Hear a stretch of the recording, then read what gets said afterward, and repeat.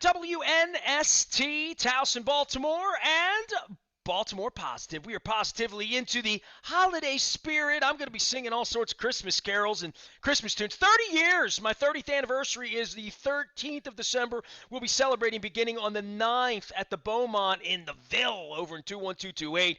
All of it brought to you by the Maryland Lottery. Let yourself play. I wore this mask with Mayor Brandon Scott last week at Coco's. We were up in Bel Air in Abingdon with Harford County Executive Barry Glassman, talking to him about running for controller. And this week we will have Mike Bordick join us at Pappas on Friday for crab cakes and fun. And also Jim Rees will be joining us from Offutt Kerman, as well as Leonard Raskin from Raskin Global, who gave me some advice now that I'm moving and I'm selling my place.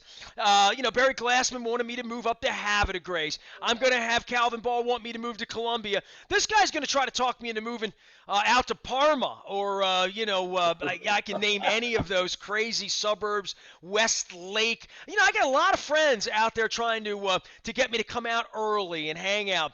Mark Munch Bishop's been doing sports radio. I say 30 years. He's like, I got socks older than you, kid, out there in the land of Cleve. Dude, you're one of the guys. I said to my wife this morning, I'm drinking my Royal Farms coffee out of my coal roofing mug here this morning. It's a little tattered, as is the Ravens offense as well.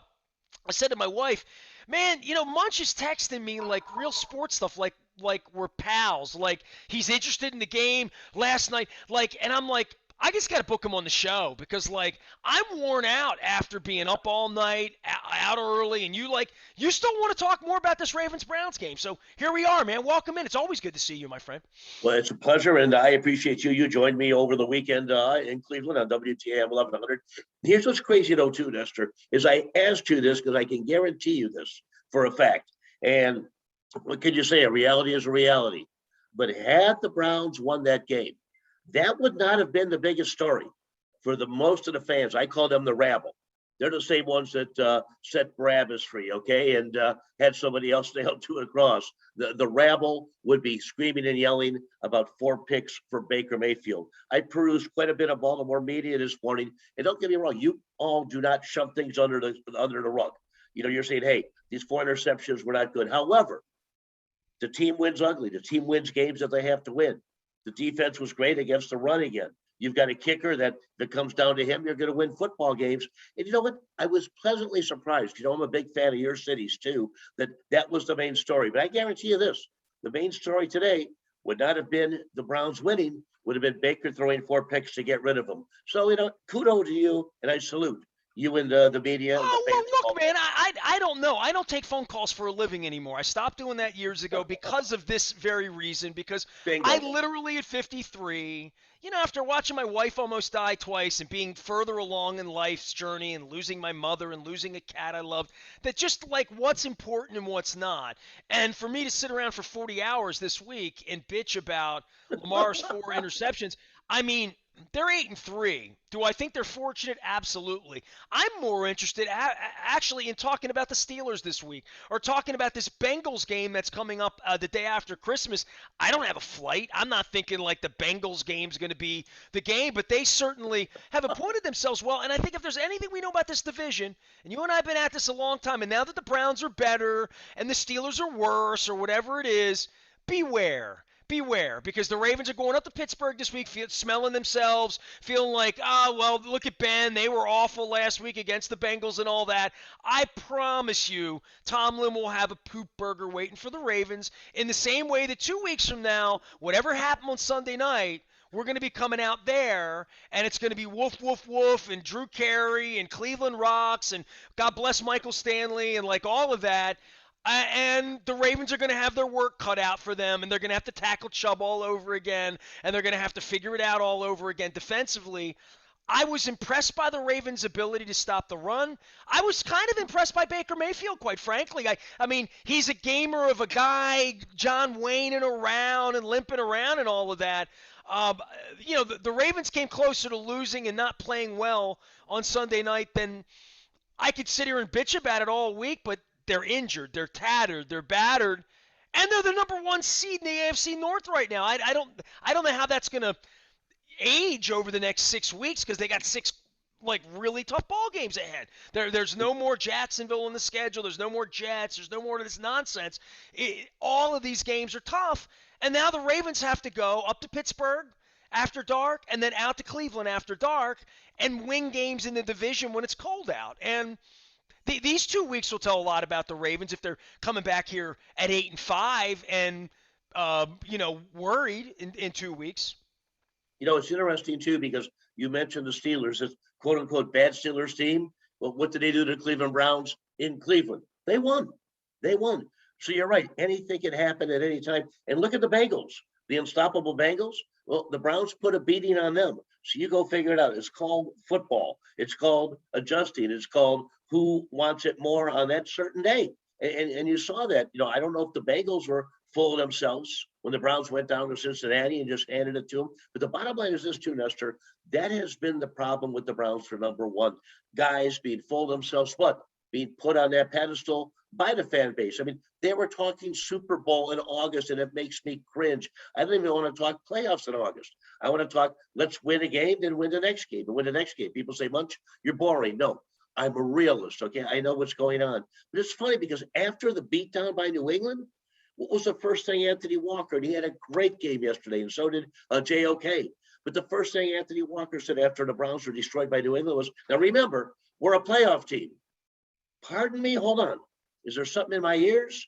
That is the mindset of this team. And, it's dangerous. And you saw it again yesterday. You saw drop passes. You thought Baker played decent.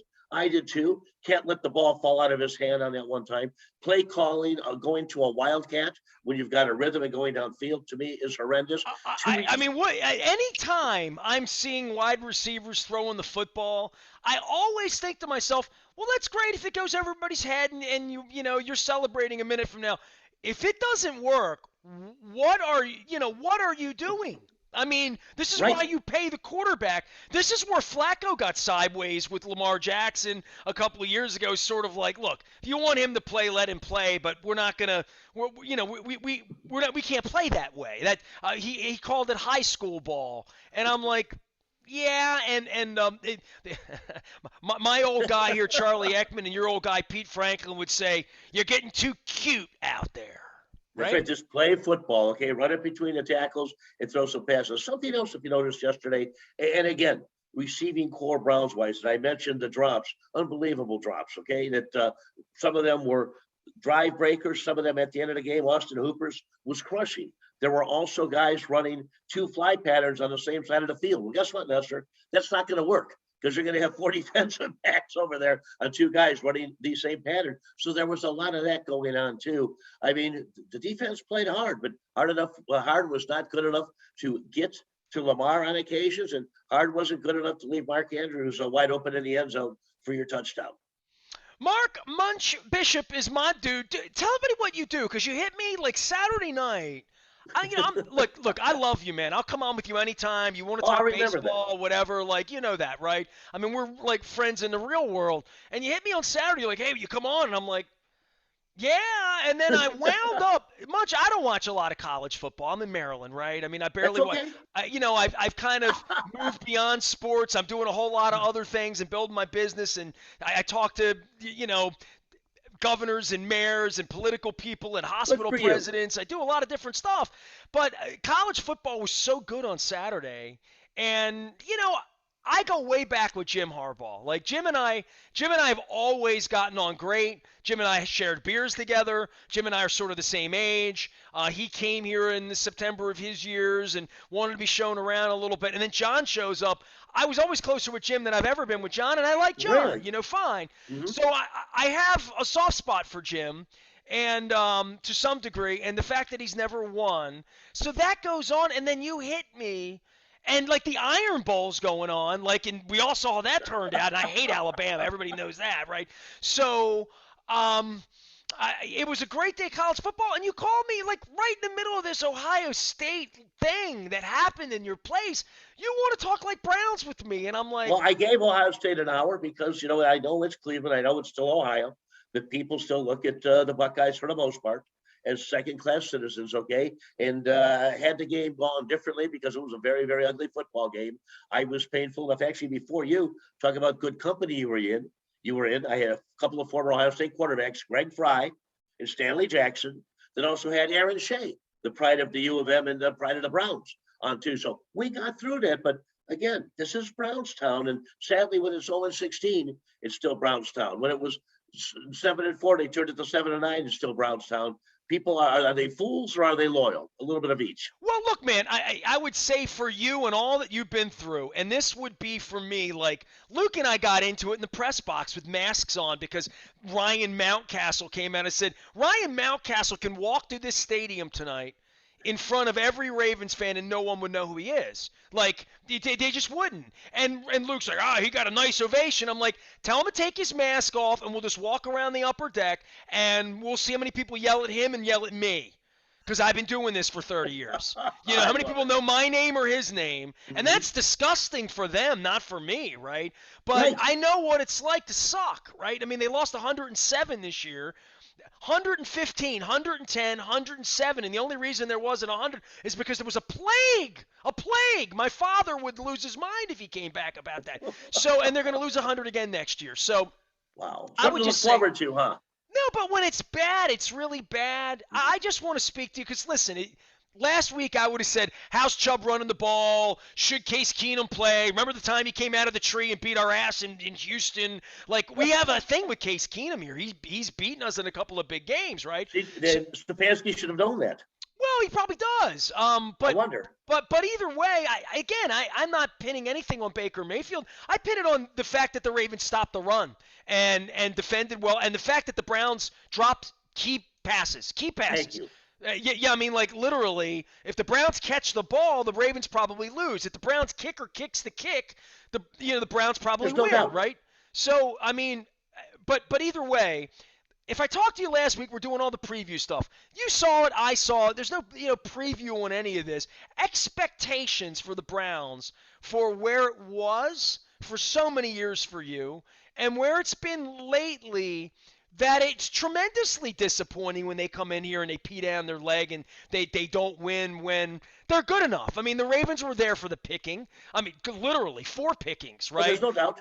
Yeah, I mean, and I think there's something about football in your town when you talk about it. One of the reasons you ditch Ohio State after they finally lose to Michigan and talk Browns is because there is some real hope in this Browns team, and there was some real threat in this Browns team on Sunday night when the game's 6-3, and here we go again, and the Ravens go 3 and out in the fourth quarter when they're built to, like, not do that and giving the ball back and forth. I'm not shocked the Ravens won, but I am sort of shocked that the Browns aren't better. And that's, I just stand on the outside of that. And I think they will be better 2 weeks from now. I think the Ravens will have their hands full out there. Well, the Browns will have to be better 2 weeks from now. But let me ask you this. When everything is said and done, is this a matter then of coaching? And I'm not talking just head coach, but coordinators too, because you just noted the Browns needed to have a better showing than they did yesterday. Now, coaches aren't going to help guys catch balls, but coaching is going to keep 12 men from being on the field, okay? There's times where this offense has had shades, and defense with too many men on or illegal formations, has had shades of Freddie Kitchens, which was horrific. You're talking 18 penalties a game, okay? Freddie was a pretty good coordinator with Baker. That's how he got promoted. But those things are supposed to have ended with Kevin Stefanski. And sadly, Nestor, they have not ended. And some of those things are crushing. You saw the 12 men on the field yesterday after a timeout. Think about that. After a timeout, you're going to put that right on the guys in charge on coaching. So there's no doubt Harbaugh has the checkmate over Stefanski. If it comes down to those two again in 2 weeks, who knows what's going to happen? Look, man, I can talk about the Orioles sucking and their incredibly, non-existent ownership here and all, and I don't even bleed on about these 100. I mean, if I sat here all summer and that's the only thing I talked about, I'd lose my mind, right? I rarely talk about it. I go out of my way to not talk about it. But in your town, and you talk about the differences between the Ravens and the Browns, I would say part of it's the laundry, and I think that's coming to life in New England right now, right? Like, that laundry's come back to life like Yankees or Dodgers laundry comes back to life. Even the Giants, baseball Giants laundry came back to life this year. I would say there's something about the ownership there, right, where even 3 weeks ago, had we played you guys uh, Halloween week, the story would have been that circus clown that y'all imported in from New Jersey, and you were going to get him to walk in line, and and I literally, when they were on the goal line, I was in the press box with Luke, and I'm like, man, it wasn't that long ago that my boy Pettin was running this and Johnny Manziel, like total circus act, right? And you guys have been through Buffoonery. Yeah, being so buffoonery. bad and picking players and picking ones, and I ran into George Kokinis 3 times last night. Go in the bathroom, in the lounge. He ran How's your George place for a doing? minute. Phil Savage ran your place for 5 minutes. I'm thinking about Good man. all the people that I know that ran your place that aren't even, Butch Davis or like all of these names and quarterbacks and people. And I don't know where Baker Mayfield is in all this when he's John Wayne and out there, but I do know that, the organization has such an incredible fan base. There's expectation now from people like you.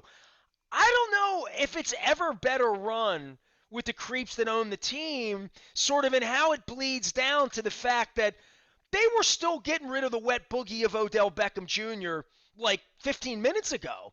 And, Conklin, that was God, that was awful to watch, like the things that Just are comes happening to back. the team. Yeah, It feels a comes little back just Charlie fine. Brown, Black Cloud a little bit.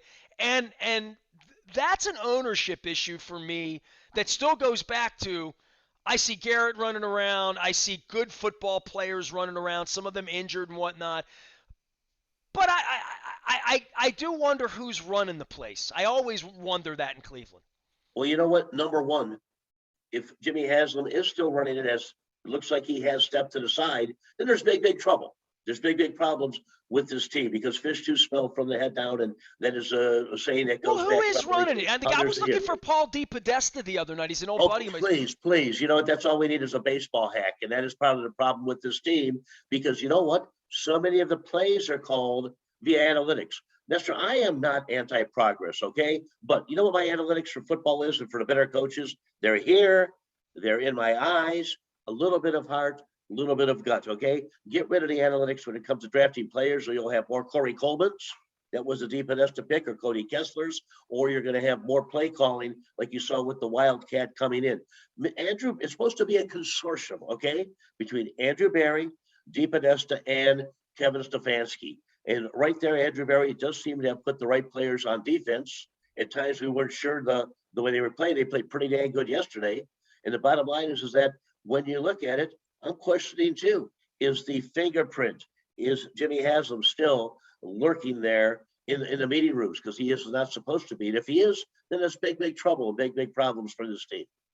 Yeah, I saw Tomlin back on the trading deadline have that press conference, and I'm like, and I love Tomlin, right? Like, I mean, we're You and me boys, both. and I haven't seen him or talked to him. I saw he's gone bald, got the beard rolling out, like all that, and obviously got a lot of problems here this week as we come to town. None the least of which is me. But he said we want volunteers here, not hostages, right? And in the case of Beckham Jr. and where they are, addition by subtraction and stuff like that. There is this thing in Cleveland where splashy, they're always trying to sell tickets, and nothing sells tickets quite like just winning, right? If they could just win, and I know they've done a little bit of that lately, like Baker Mayfield doing all these television commercials. Dude, I want to hate him, and I watched him run around the other night, and I'd hate him if he beat our ass a little bit more. If he started beating us, I wouldn't like him. I don't like Andy Dalton, and he seems like a nice fellow, but he beats us too much. But in the Baker Mayfield thing, he's such a larger than life and like all of that, and that just feels so Dan Snyder, Jim Haslam playbook on how to lose. Well, you know what? Number one, popular figures in the community. You're saying, is Baker really that popular? They do TV commercials. They do radio commercials. We know about endorsers and influencers. You and I are endorsers, influencers for thing. He's on a different level.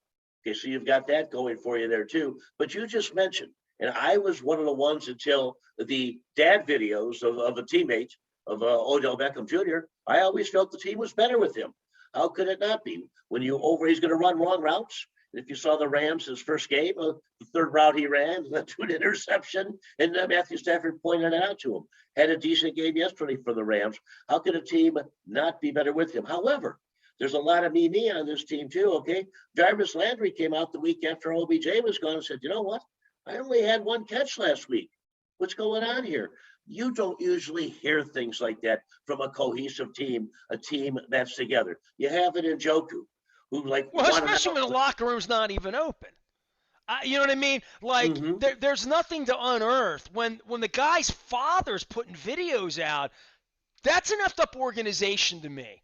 And, you know, on the backside of watching them play on Sunday night and drop balls and, like, all of that, I worry that the whole thing's built on a house of cards and you're not still the Bengals to some degree. Like, and I think that there's a measurement period here for Stefanski and all of that, but they're not passing the test right now because they certainly were built to be better than a very diminished Ravens team on Sunday night, and they weren't. The house of cards is obvious. You saw it yesterday. You saw it in a few other games too. Against the Bengals in Cincinnati, I keep bringing that back because that was a brilliant game. Did they build on that? Absolutely not. When they got beat by the New England Patriots, that was the house of cards too. I don't know what Stefanski is doing. Like the guy, coach of the year last year, much as he deteriorated that much. I will tell you this too, Nestor, and I'm on record, so I'm not saying get rid of the guy now. He wasn't my choice because I saw Robert Saleh of San Francisco hand him his hat in the playoffs, and guess what? Stefanski did not make adjustments from the first half to the second half, tried to run the exact same things. There's some robotic nature to him, and some of it's analytics robotic nature to him. Some of the calls he makes are unbelievable. You've got, it didn't happen yesterday in past games, you've got first and goal from inside the 3-yard line. Don't you run 3-4 times with Chubb or Hunt? Well, he throws passes, and it's just because we're going to surprise you. No, you don't surprise a guy. I'm going to knock the you-know-what out of you because you're across from me on the line of scrimmage, and my guy's going to run and score behind me. That's the mentality you have to have. And some of this is just bizarre. House of Cards is a very, very good analogy because sadly right now, that's what it looks like. Mark Munch Bishop, he is iHeart. He's out at TAM and doing all sorts of things and out on the Facebook and the Twitter thing and the social media places and all that stuff.